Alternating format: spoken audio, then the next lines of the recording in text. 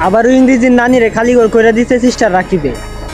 এখন শুধু ইংরেজির নানিরে খালি ঘরই করে নাই, সে বড় ব্যবসায়ীও হয়ে গেছে। সে কি ব্যবসা করে তাই আপনারা দেখে যান। Yeah, definitely, sir. Yes, yes. Job is a wrong idea. Yes, sir. But my hobby don't difficult situation, critical situation. But আমার কাজের গুরুত্ব খুব বেশি, স্যার।